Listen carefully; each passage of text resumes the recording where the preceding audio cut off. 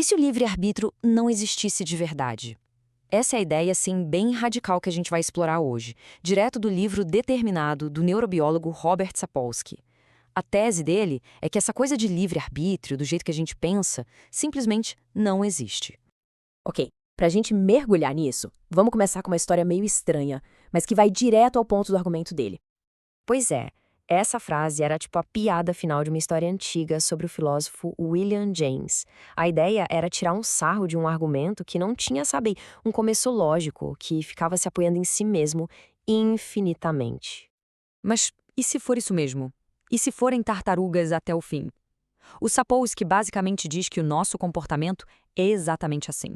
Cada coisa que a gente faz é só o resultado de uma corrente de coisas que aconteceram antes. Não tem uma primeira tartaruga mágica, sabe? Uma causa sem causa que começou tudo. Tá, pra gente entender o tamanho dessa ideia, a gente precisa dar uma olhada no ataque científico mais famoso que já fizeram contra o livre-arbítrio. Lá nos anos 80, um neurocientista chamado Benjamin Libet fez um experimento que, nossa, virou jogo. Ele queria descobrir o momento exatinho em que uma decisão acontece lá dentro do cérebro. E o que ele descobriu foi de cair o queixo. O cérebro mostra um sinal elétrico, que ele chamou de potencial de prontidão, que basicamente avisa que uma decisão está vindo. Só que isso acontece centenas de milissegundos antes da pessoa sequer perceber que tomou uma decisão. Pensa nisso. Isso foi um verdadeiro terremoto na filosofia e na neurociência. A conclusão parecia óbvia. O cérebro decide primeiro. A nossa sensação de escolha consciente seria só uma ilusão, uma historinha que o cérebro conta pra gente depois que a verdadeira decisão já foi tomada lá nos bastidores. Certo, mas será que a história acaba aí? É aqui que o Sapolsky entra com tudo. Ele argumenta que, enquanto todo mundo ficava discutindo esses milissegundos pra lá e pra cá, o pessoal estava perdendo o ponto principal da coisa toda. Para ele, focar nesse instante da decisão é tipo uma distração, desvia o olhar da pergunta que realmente importa. E essa analogia dele é perfeita. É como tentar entender um filme inteiro assistindo só os últimos 3 minutos. Não faz sentido, né? Para entender por que uma ação aconteceu, não dá para olhar só para a cena final. A gente tem que ver o filme todo. E essa é a grande virada que o Sapolsky propõe. A pergunta não é quando a gente decide. A pergunta é, de onde veio essa intenção de agir para começo de conversa?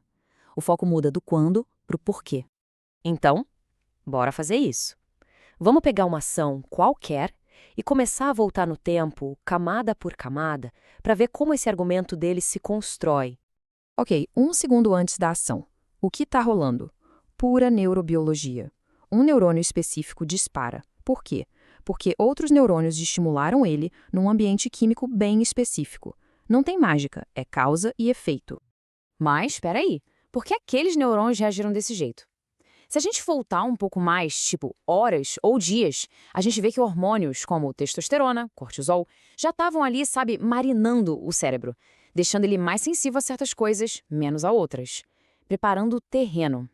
E por que os hormônios estavam naqueles níveis? Bom, aí a gente precisa voltar anos. A gente chega nas experiências da infância, no desenvolvimento do cérebro na adolescência, tudo isso literalmente esculpiu o cérebro da pessoa, sabe? Deixando uns caminhos neurais mais fortes e outros mais fracos. E se a gente for ainda mais para trás? Décadas, séculos. A gente chega naquelas coisas que ninguém, mas ninguém mesmo escolheu. Os genes que a pessoa herdou dos pais, o ambiente dentro do útero, a cultura onde nasceu, que foi moldada por séculos e séculos de história, de geografia, de puro acaso. Toda essa cadeia de causas, que vai desde o segundo anterior até séculos atrás, leva a gente para um exercício de imaginação muito poderoso. Um que pega essa ideia toda abstrata e transforma em algo bem pessoal. Imagina a cena, uma cerimônia de formatura. Tem a pessoa que está se formando, recebendo o diploma, e tem o zelador que vai limpar tudo depois. Agora pensa em cada coisinha que levou os dois até aquele exato momento. A genética, o ambiente na barriga da mãe, a infância, as oportunidades, cada golpe de sorte ou de azar que eles não controlaram. A pergunta é, se desse para trocar cada átomo, cada experiência, cada fator que eles não controlaram desde o começo, eles trocariam de lugar?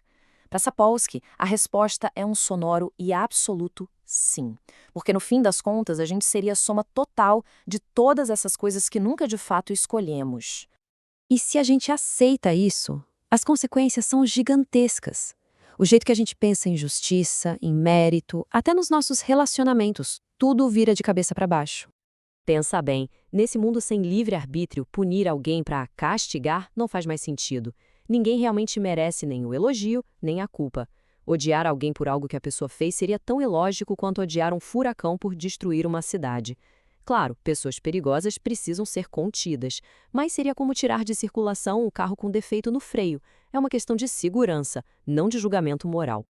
E isso vai fundo, hein? Significa que a gente tem que olhar até para os nossos sentimentos mais preciosos, tipo o amor, e entender que eles são feitos da mesma matéria-prima que o resto do universo, das mesmas leis físicas que formam um asteroide, é tudo parte da mesma cadeia de causa e efeito.